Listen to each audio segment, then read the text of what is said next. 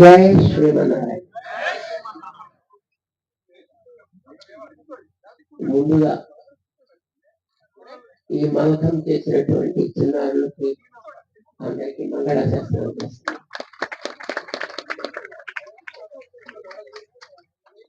మనలో ఉండే శక్తిని, ఆత్మవిశ్వాసాన్ని పెంచి మనని మనం కాపాడుకోగలిగే శక్తినిచ్చే ఇలాంటి విద్యల్లో చక్కగా మీరందరూ నేర్పరులుగా తయారవుతున్నందుకు మీ అందరికీ మంగళాశాసనం. మన స్టాచ్యూ ఆఫ్ ఈక్వాలిటీలో వేదాలు చదువుకునే చిన్న చిన్న పిల్లలు ఉన్నారు. వాళ్ళందరూ కూడా ఈ మల్కం చేస్తుంటారు. ఈవేళ ఈ సుఫల యాత్ర కార్యక్రమాన్ని ఆరంభం చేయడానికని ఇక్కడికి విచ్చేసినటువంటి ఈ పెద్దలందరికీ, వీరందరికీ కూడా ఇలాంటి ఒక వేదికని ఏర్పాటు చేసినటువంటి శ్రీమాన్ డాక్టర్ రామచంద్ర గారికి కూడా మేము అనేక మంగళాశాసనం చేస్తున్నాం. దీనంతటినీ ఆర్గనైజ్ చేసినటువంటి మా రామారావు గారికి మంగళాశాసనాలు.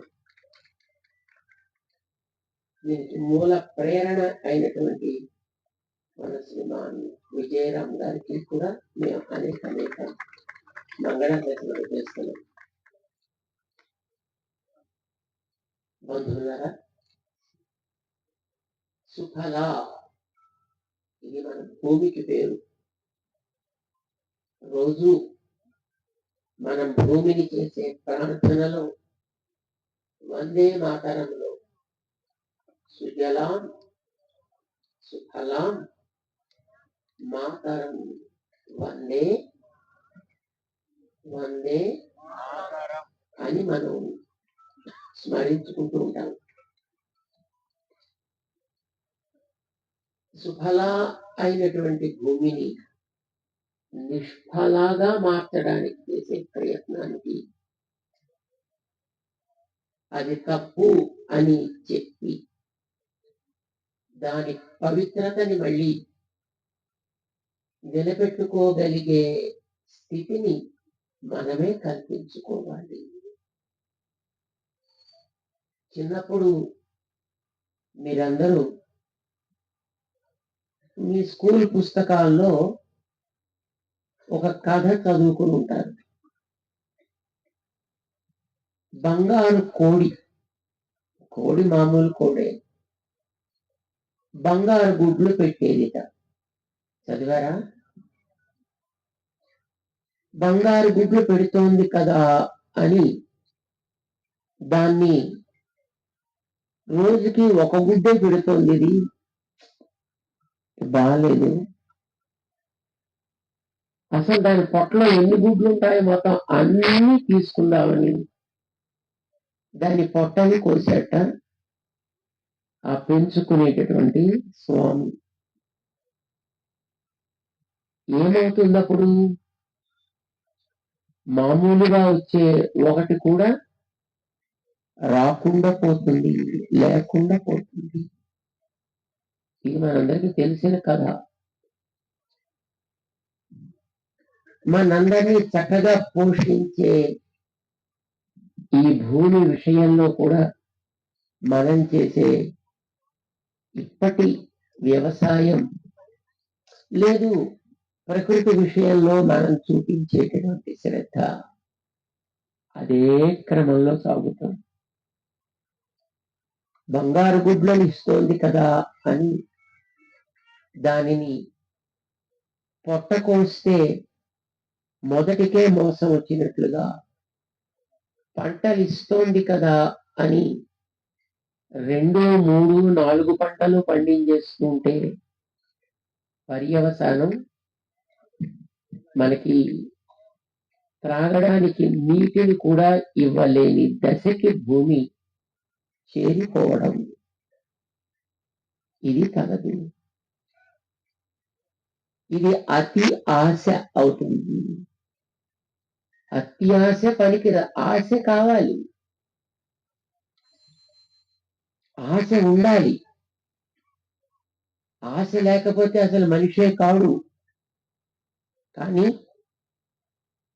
ఏది పనికిరానిది? అత్యాశ. ఈ అత్యాశ ఉంటే సమూల నాశము అనేది మనకి భారతం చెప్తుంది. మహారాజా, నీ పిల్లవాడికి అత్యాశయా, భీష్ముడు పోయాడు, ద్రోణుడు పోయాడు, కర్ణుడు పోయాడు, ఇంకా నీ వాడికి ఆశ చావలేదయా? ఇంత అత్యాశ పనికిరాదయ్యా. ఆశ బలవతి రాజన్ శల్యో జేష్యతి పాండవాన్. ఇంకా 17.5 రోజులు అయింది అప్పటికి యుద్ధం ప్రారంభమయ్యి. ఇప్పుడు మళ్ళీ అందరూ పోయిన తర్వాత ఈ శల్యుణ్ణి సేనా నాయకుణ్ణి చేస్తున్నాడు వాడు. మంచిది కాదయ్యా, ఇప్పటికైనా పాండవులతోటి సంధి చేసుకునే ప్రయత్నం చెయ్యవయా అంటాడు ధృతరాష్ట్రుడితోటి. విన్న శల్యుడి సారథ్యం, శల్యుడి యుద్ధం అరపూట జరిగిందంటే యుద్ధం సమాప్తమైపోయింది, వంశం పూర్తిగా పోయింది, ఎవడు మిగల. అత్యాశ అనేది చాలా ప్రమాదకరం. మనకి కావలసిన వాటిని ఇవ్వగలిగే శక్తి మన భూమాతకి ఉంది. మనని పోషించగలిగేటటువంటి సామర్థ్యం ఆ తల్లికి ఉంది. కానీ దాన్ని మనం మన ఆలోచనల ప్రభావం చేత పాడు చేసుకుంటున్నాం. మీ అందరికీ తెలిసిన ఒక నానుడి అడగనా? మీ అందరికీ తెలిసింది, మానవ సేవయే. ఎంతమందికి ఇష్టం ఇది?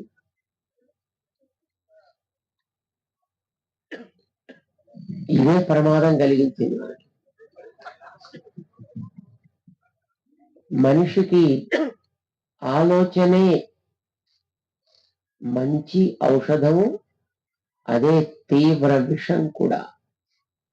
ఆలోచన చెడితే జీవితం అంతా విషము, ఆలోచన బాగుపడితే జీవితం అంతా అమృతము. దురదృష్టం కొద్దీ మన ఆలోచన పాడైంది. ఏమంటున్నా మనం? మానవ సేవయే కరెక్టా? ఇప్పటిదాకా చెప్పిన మాటలు మనం విన్నాం.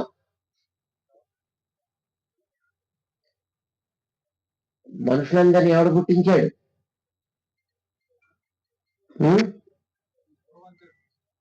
ఈ చెట్లన్నీ ఎవరు పుట్టించాడు? నువ్వా? ప్రకృతి. జంతువులు ఎవరు పుట్టించారు? ప్రకృతి. పక్షుల్ని, పశువులని, నీళ్ళని, నేలని, గాలిని అన్నిటినీ ప్రకృతి పుట్టించింది.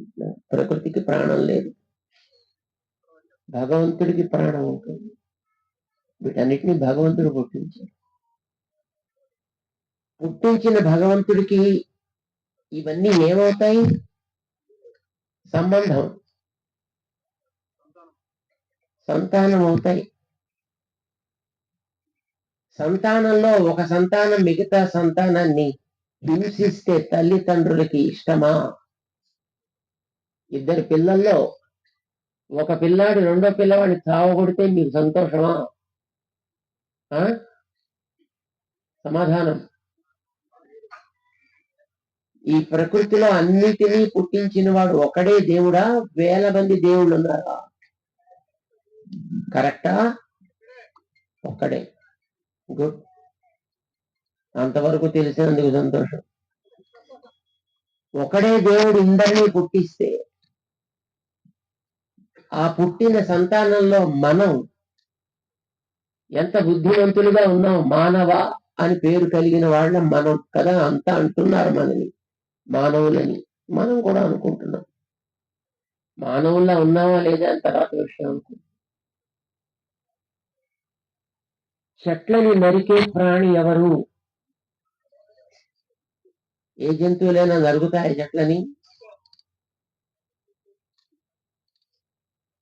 గాలిని నాశనం చేసే ప్రాణి ఎవరు? వేటితోటి?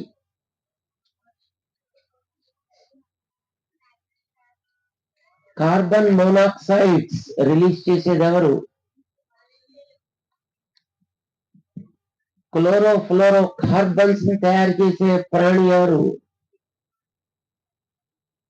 ఏసీలు వాడేది ఎవరు? రెఫ్రిజిరేటర్లు వాడేది ఎవరు? అందులోంచి వస్తాయి ఈ సిఎఫ్సీలన్నీ కూడా.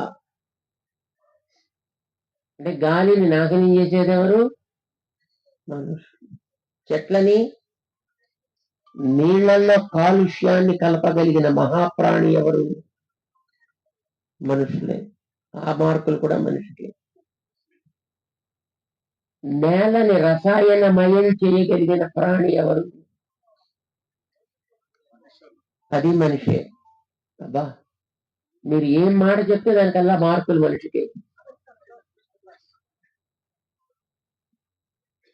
కొండలని పెళ్లి చేసే ప్రాణి ఎవరు? అది కూడా మనిషి. దేవుడు మంచి నాలుకనిచ్చాడు, మంచి మాటలు ఆడండర్రా నోరు మంచిదైతే అని. నోరు మంచిదైంది కనుకని మనం రామదాసు గారిని ఇక్కడ మాట్లాడుకుంటున్నాం. ఆయన నోరు మంచిదైందనే తానీషా గారు కూడా ఆయనకి దాసుడయ్యాడు. జైల్లో పెట్టి హింసించినటువంటి తానీషా కూడా రామదాసు గారు పొరపాటైపోయిందండి, మీ 6 లక్షలు మీ శిష్యుడు వచ్చి కట్టారు, రామోజీ గారు లక్ష్మోజీ గారును, మీకు జైల్లోంచి విడుదల ఇచ్చేస్తున్నాం అని ఇచ్చేశాడు రసీదు. విన్నారా? మీ ప్రాంతపు చరిత్ర.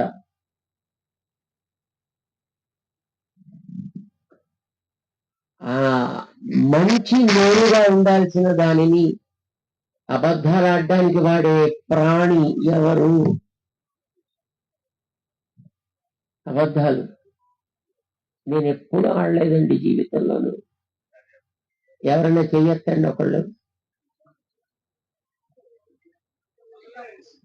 బాబు, అది నేను ఆడలేదు అన్నవాడు ఎవరైనా ఒకళ్ళు చెయ్యొద్దండి.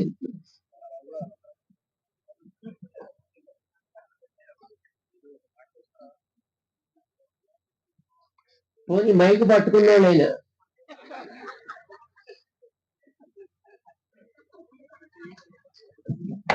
ఎవరికి ఆ ధైర్యం ఉండదు. అంటే పాడు పనులు అని ఏదైనా వాడు పేరు పెడితే చేసేది ఎవడు? ఇప్పుడు మీరు చెప్పండి అర్రా, మనిషి, జంతువు, పక్షి, చెట్టు, నేల, నీరు, డింగి, గాలి ఇన్ని దేవుడివే అయితే అందులో మిగతావి లేకపోతే ఎవరైనా బతకగలరా? మనిషి లేకపోతే అన్ని దేవుడి దగ్గరికి వెళ్ళి థ్యాంక్స్ చెప్పుకుంటాయి. జంతువులు, పక్షులు, చెట్లు, నీళ్లు, గాలి అన్ని దేవుడి దగ్గరికి వెళ్ళి థ్యాంక్స్ దేవుడా, ఎంత గొప్ప పని చేశావా. అవునా కదా? ఇప్పుడు మీరు చెప్పాలి. ఇందాక చేతులెత్తారే, మానవ సేవయే, ఇలాంటి మనిషి సేవయే మాధవ సేవ అని దేవుడు సంతోషిస్తాడా? ఒకళ్ళు చేయొస్తారండి, ఇందాక అందరూ వచ్చారు.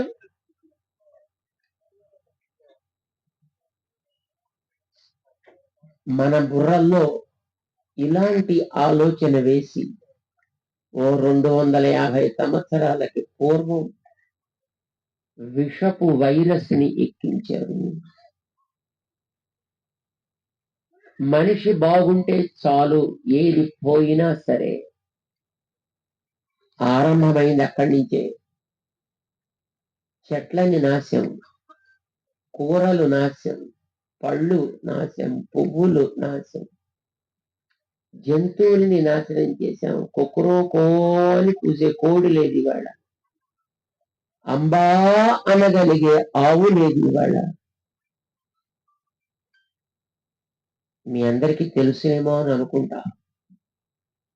వైజ్ఞానికంగా ముందుకు వెళ్ళాలి అనే ఉద్దేశ్యంతో ఒకనాడు ఆవులకి లేనిపోని తిండి పెట్టి వాటిని పెంచే ఈ పాశ్చాత్య దేశాలు రకరకాల చెత్త తిండి పశువులకి పెట్టి, అదేం తిందో తర్వాత చెప్తా మీకు, వాటిని ఒక్కొక్కటి 25, 30, 40 లీటర్లు ఇవ్వగలిగే పశువుల కింద మార్చారు. పాల కోసమే వాటిని పెంచుతారు. అది పాలిచ్చే మెషిన్స్ అవి, ప్రాణమున్న పాలిచ్చే మెషిన్లు అవి. వాటిని నడవని కూడా నడవనివ్వరు. ఎందుకంటే నడిస్తే పాలు మళ్ళీ ఇవ్వడం తగ్గిపోతాయి అని. అలా పెంచితే అది చూసి పరమ పవిత్రంగా ఈ దేశంలో భావించేటటువంటి రైతులు కూడా మా పశువులకి అదే తిండి పెట్టాలి అని ఆరంభం చేశారు. ఇక్కడ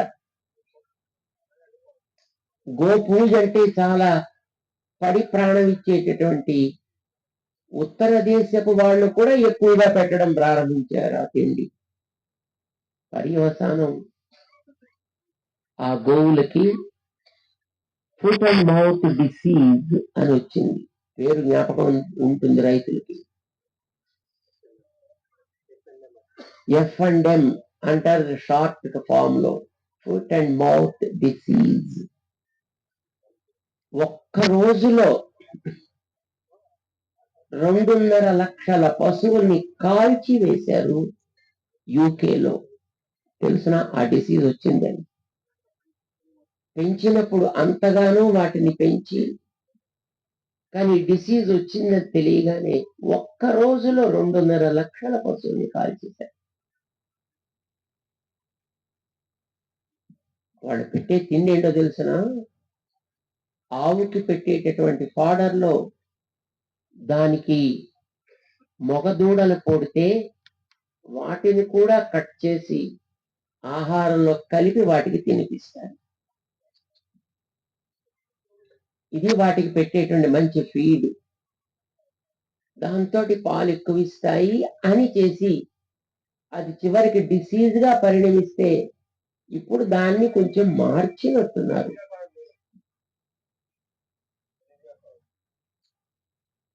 మీ అందరికీ తెలుసునేమో అనుకుంటా, టొమాటో. ఎంతమందికి తెలుసు టొమాటో? తెలీదు ఎవరికైనా?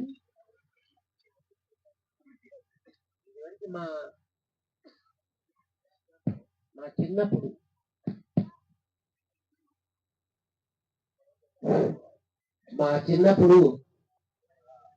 టొమాటో నిప్పుల మీద కాలిస్తే మంచి పరిమాణం వచ్చేది. ఇప్పుడు ముక్కులో దాన్ని పట్టుకొచ్చి రసం పిండినా కనీసం ఆ వాసన కూడా లేని స్థితిలో వచ్చింది. ఇప్పుడు టొమాటో తింటే కిడ్నీలో స్టోన్స్ పెరుగుతాయి, ఎముకలకి డిసీజులు వస్తాయి అని దాన్ని తినవద్దు అని డాక్టర్స్ చెప్పే స్థితి వచ్చింది. ఒక వస్తువుని హైబ్రిడ్ అనే పేరుతోటి మొదట పెంచి వ్యాపారం నడిపించి దానివల్ల సమాజానికి భరించశక్యం కాని రోగాలు వస్తే తిరిగి మళ్ళీ దాన్ని నివారించడానికి మరొక పెద్ద ప్రయత్నం చేసి మళ్ళీ ఇంకొక పెద్ద వ్యాపారం చేసి, ఇది ఈవేళ సాగేటటువంటి సామాజిక స్థితి. ఇదంతా కేవలం మనిషి నా డబ్బు కోసం నేను చేసుకునేటటువంటి పని మిగతాది ఏమైనా కానీ. ఒక సొరకాయకి ఇంజెక్షన్ ఇస్తే 2 రోజుల్లో ఇంత ఉండే సొరకాయ ఇంత అవుతుంది. తెలిసిన మీకు ఎవరికైనా చూసారా లేదా? పచ్చిగా ఉండే అరటి పళ్ళని నీలి రంగులో ఉండే నీళ్లలో 5 నిమిషాలు ఎట్టే పెడితే చక్కగా బంగారపు రంగులో మెత్తగా తయారైపోతున్న పళ్ళు. తెలిసిన మీకు ఎవరికైనా? ఈవేళ మనం తినే తిండి ఏది, ఎలా, ఎందుకు, ఎవరు చేస్తున్నారు దీన్ని అనేది అలా పక్కన పెట్టి అంతా కలుషితం. ఇదంతా చేసిన పుణ్యం ఎవరికి? ఏం బాబు? మనిషికి. ఇలాంటి మనిషిని చూస్తే దేవుడికి ఏమనిపిస్తుంది? ఇంత మంచి కార్యాలు చేసే మనిషిని చూస్తే దేవుడికి ఏమనిపిస్తుంది?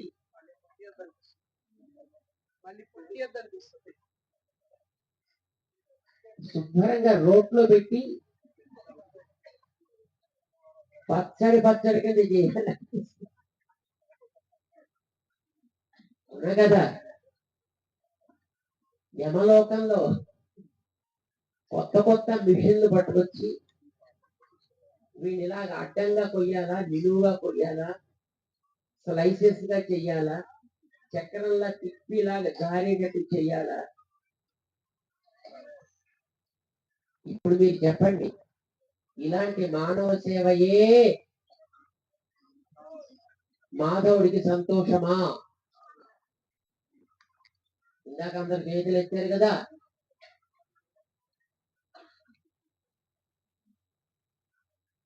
అందుకోసమనే వచ్చింది మన వికాస తరంగిణి. మన వికాస తరంగిణికి ఒక ఆశయం ఉంది. ప్రతి వస్తువులోనూ మాధవుడు ఉన్నాడా లేడా? గడ్డిలో, స్తంభంలో ఉంటాడా ఉండడా?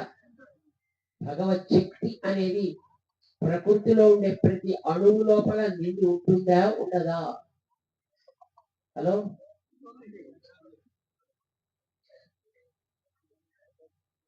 ఆ ప్రకృతి బాగుంటేనే మనం ఉండగలమా? ఆ ప్రకృతి నాశనం అయిపోయినా మనం ఉండగలమా? చెట్టు లేకపోతే నువ్వు బతకగలవా? నీళ్లు లేకపోతే బతకగలవా? నేల పాడైతే బతకగలవా? ఇందాక చెప్పారు మన వాళ్ళంతా. క్యాన్సర్ అనేది ఇదివరకు అసలు ఎప్పుడు వినిపించేది కాదు మన ఊళ్ళల్లో. ఈవేళ ప్రతి కుటుంబంలో ఎక్కడో ఒక చోట క్యాన్సర్ అనేది ఉందా లేదా? ఎక్కడో ఒక చోట మనకి తెలిసిన బంధువుల్లోనూ లేదా మన కుటుంబాల్లోనూ ఉన్నాయా లేవా? అలాగా ఇదివరకు ఎక్కడో సిటీలో ఒక్కటి ఉంటే క్యాన్సర్ హాస్పిటల్ గొప్ప.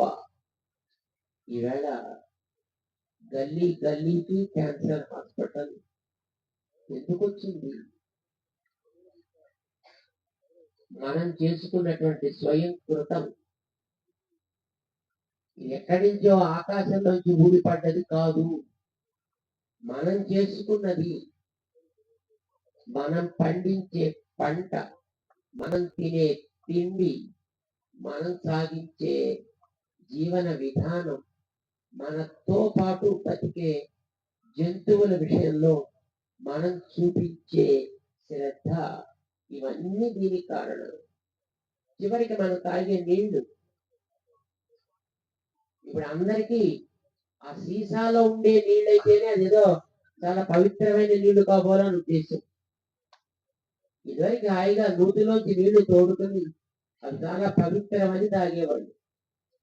ఇప్పుడు ఆ నూతులు లేకుండా చేశారు. నదుల్లో నీళ్లు పవిత్రంగా ఉండేవి. స్నానం చేసి ఓ చెంబుడు తెచ్చుకుని ఇంట్లో దేవుడు పూజ చేసేవారు. నదుల్లోకి దిగడానికి లేకుండా చేశారు.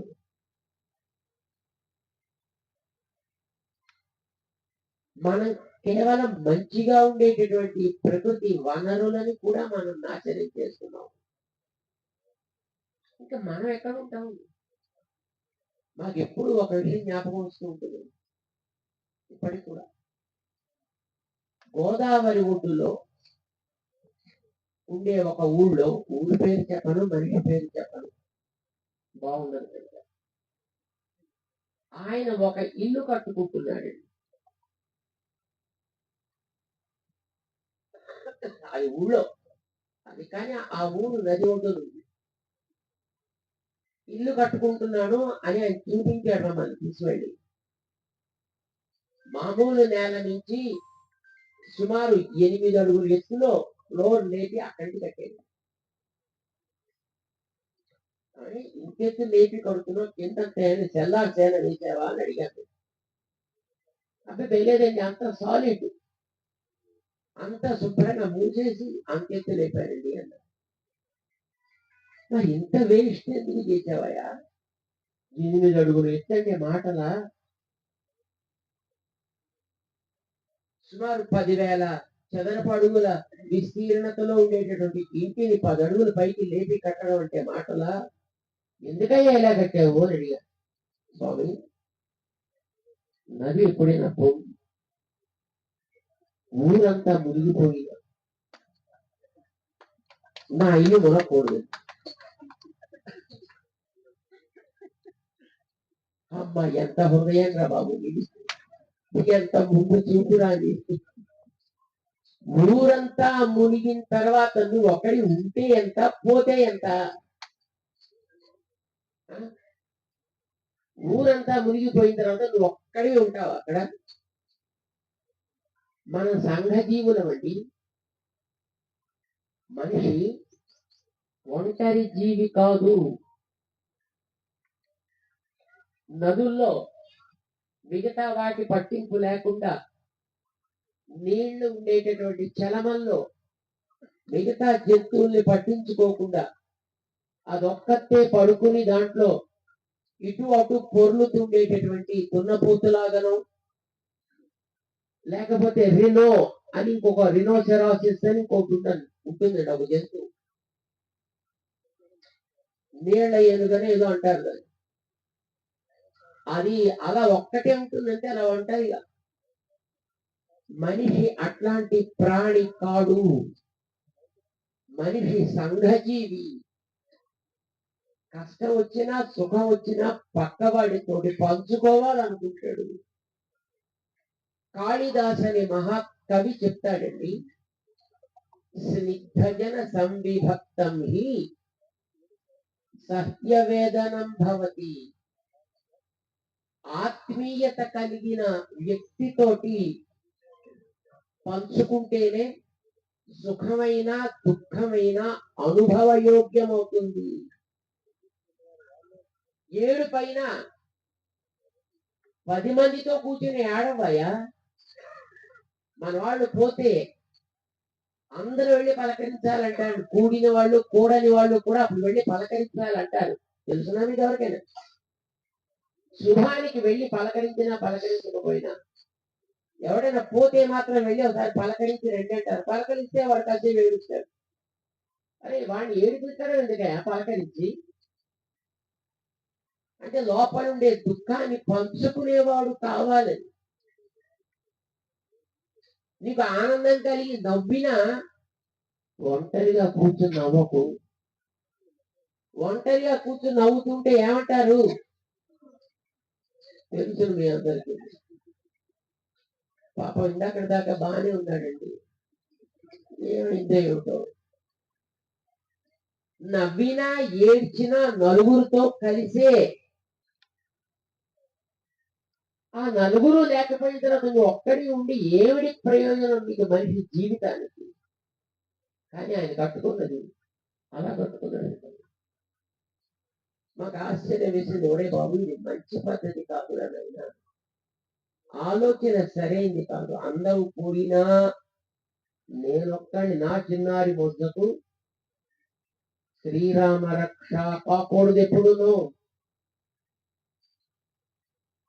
కానీ దానికి విరుద్ధంగా బతికే ప్రాణి ఏదైనా భూమి మీద ఒకటి ఉంది అంటే ఎవరది? ఎవరండి అలాంటి ప్రాణి? మిగతా వాటన్నిటిని నాశనం చేసేనా నేను బతకాలనుకున్నాను. ఇప్పుడు చెప్పండి, ఇలాంటి మానవ సేవ అవుతుందా? అందుకే మన వికాస తరంగి అసలు పురుగు పట్టింది ఇక్కడి నుంచి, ఆలోచనలోంచి పురుగు పట్టింది. అక్కడి నుంచి ముందర మార్పు రావాలని, ఒరే నాయనా, ప్రతి కణంలోనూ మాధవుడు ఉంటాడు. ఆ మాధవుని నువ్వు సేవిస్తున్నావు. ఒక పశువుకి కసువు పెట్టావంటే, ఒక నేలకి మొక్కకి నీరు పోసావంటే, ఒక పక్షికి 4 గింజలు వేసావంటే, తోటి మనిషికి నువ్వు సహాయం చేసావంటే, అందులో మాధవుడికి చేస్తున్నావు. మాధవ సేవగా సర్వప్రాణి సేవ చేయాలి.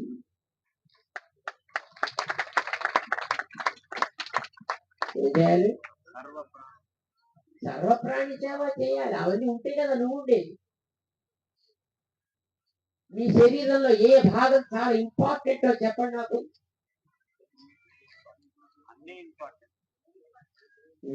ఇప్పుడు తెలిసింది. కోసి పారిస్తే మొలుచుకొచ్చే వెంట్రుకలు కూడా ఇంపార్టెంట్. కట్ చేసి పారిస్తే మొలుచుకొచ్చే గోళ్ళు కూడా ఇంపార్టెంట్. ఏది తక్కువ ఇంపార్టెన్స్ కలిగినది కాదు. మరి ప్రకృతిలో కూడా అంతేనా? అన్నిటినీ కలిస్తేనే నువ్వుంటావు. ఈ ఆలోచనకి మనకి విషం పెట్టారు మన దేశంలో ప్రవేశించినటువంటి విదేశీయులు. మానవ సేవయే మాధవ సేవ అంటూ నిజం కాబోలు అనుకున్నాం. సరే, మానవ సేవ చేయాలి కనుక దానికి అడ్డొస్తే జంతువుల్ని చంపేయండి, పక్షుల్ని చంపేయండి, పశువుల్ని చంపేయండి, చెట్లని కొట్టేయండి, నేలని పాడు చేయండి, నీటిని పాడు చేయండి. మనకు కావాల్సింది ఇవ్వడమే. ఒక రకంగా పాశ్చాత్య దేశాల్లో 6 నెలలే పండుతాయన్నారే, it's probably blessing to them.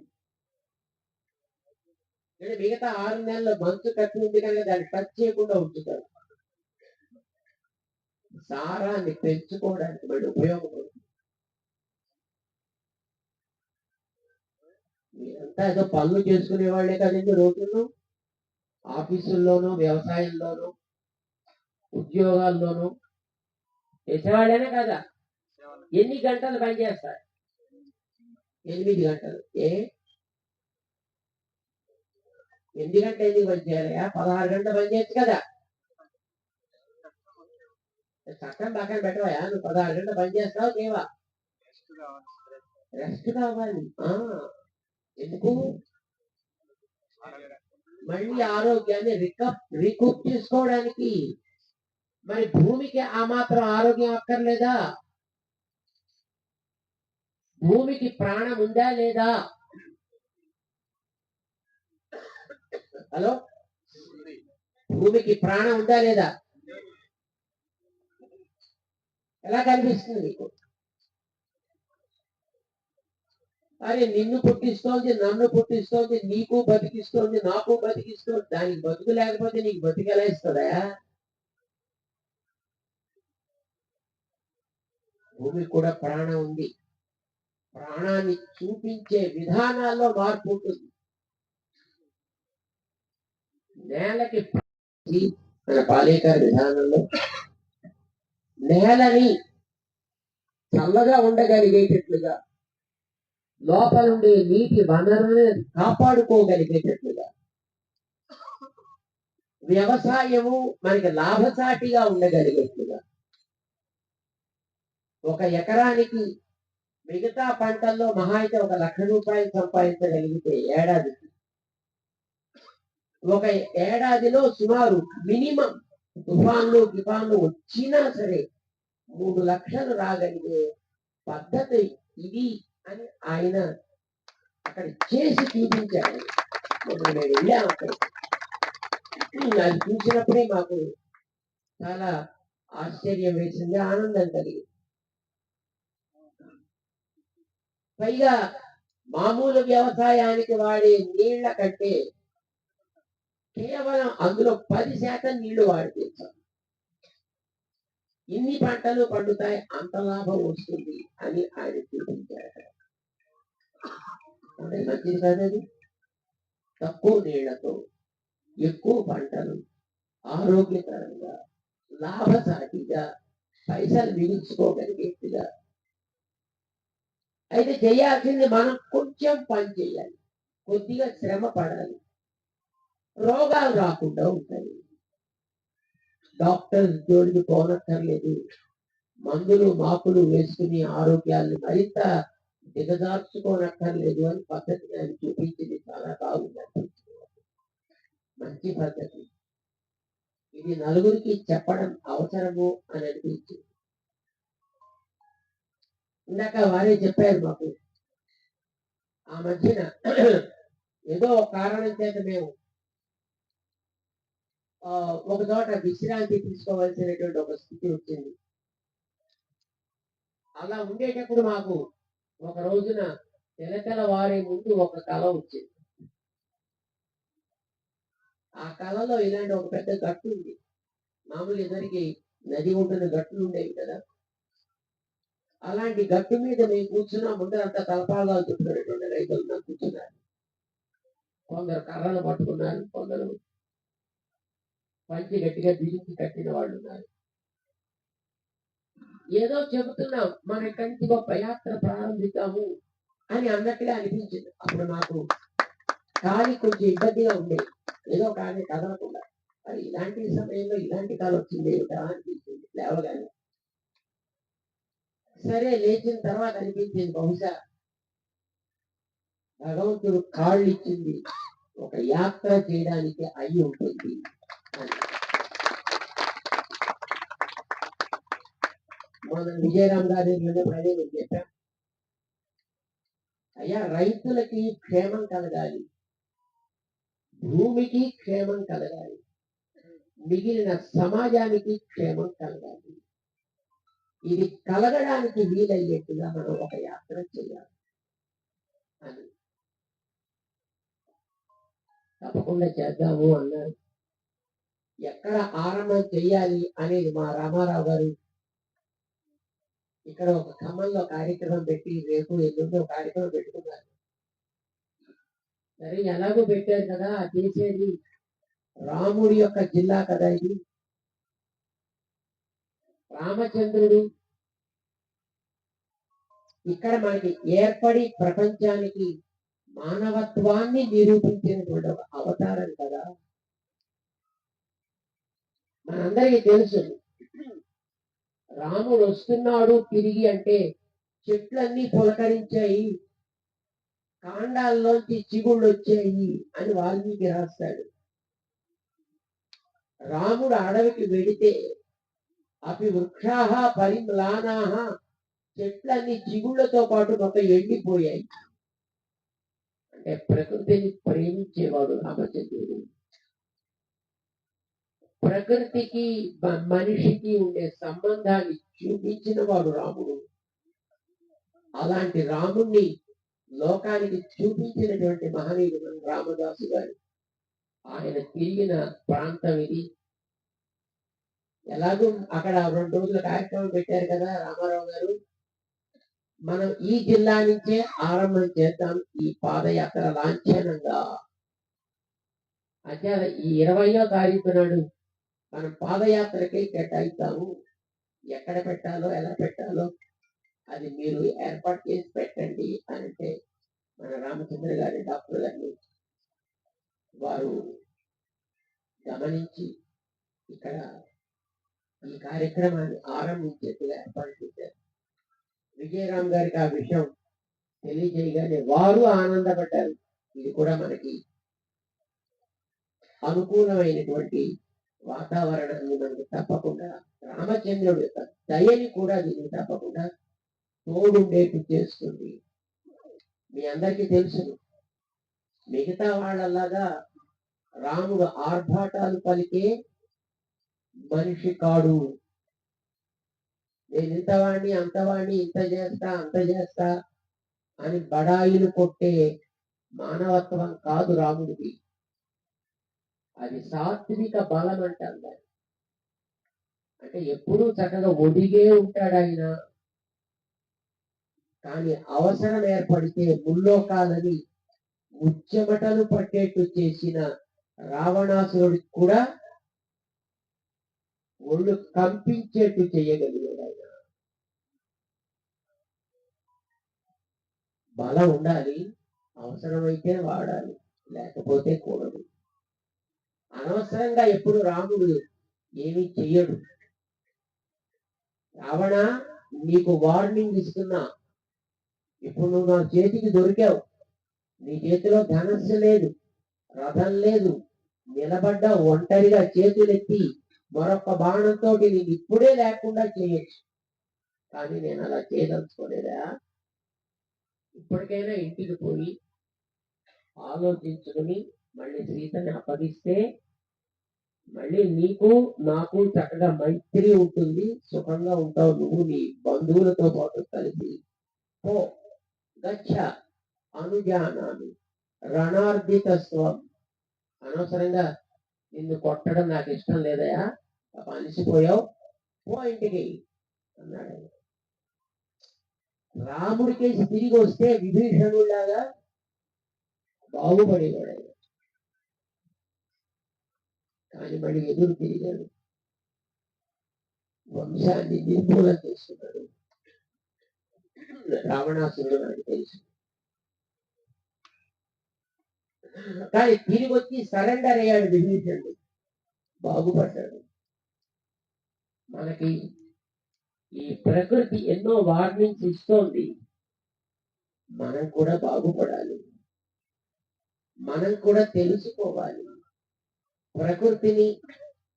ప్రకృతికి ప్రతిరూపమైనటువంటి పశువుని, ఆవుని ఇంతకంటే ఇంకా మనం అవమానించవద్దు. ఇప్పటికి చేసింది చాలు, ఇకనైనా వీటిని బాగు చేసుకునే ప్రయత్నం చేద్దాము. ఇకనైనా వాటిని మనకి ఉపయోగపడగలిగేట్టుగా చేసుకుందామే తప్ప వాటిని నాశనం చేసి మనం కూడా నాశనం కావద్దు, మన తరాలు నాశనం కావద్దు. ఎప్పుడు ఆరంభమైందో మీ తరం మీకు తెలియదు. తెలుసునా మీకు ఎవరికైనా?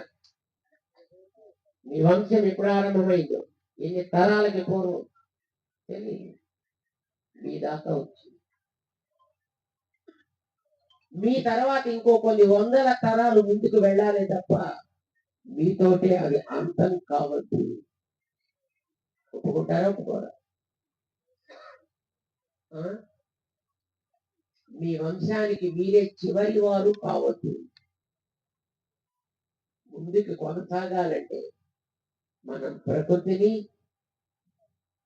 గోమాతని, భూమాతని మన సవ్యంగా కాపాడుకోవడం మన బాధ్యత. అది చేద్దామని ఈ సుఫల యాత్ర. భగవంతుడు ఎందుకును సంకల్పం కలిగించాడు. ఆయన ఏది కలిగించినా ఒక పర్పస్కే అవుతుంది తప్ప అది ఊరికనే అవ్వదు. కనుక దాన్ని ఈవేళ లాంఛనంగా ఆరంభం చెయ్యాలి అనేది బహుశా రామచంద్రుడి యొక్క అనుగ్రహం. అందుకే రామదాసు గారి ప్లేస్ లోకి మమ్మల్ని తీసుకొచ్చాడు. డాక్టర్ రామచంద్ర గారి యొక్క ఈ స్థానాన్ని దానికి పునాది రాయిగా, బీజారోపణ, అంకురార్పణ చేసేట్టుగా ఈ స్థానాన్ని తీర్చిదిద్దాడు. ఇది ఏ రాజకీయం కోసం కానీ, లేదు ఏ పేరు ప్రతిష్టలకి కానీ, ఏ స్వార్థంతో కానీ, ఎవరి యొక్క స్వలాభానికి కానీ చెందినది కాదు. భూమి బాగుండడం, నీరు బాగుండడం, గాలి బాగుండడం, అది నీకు నాకు అందరికీ.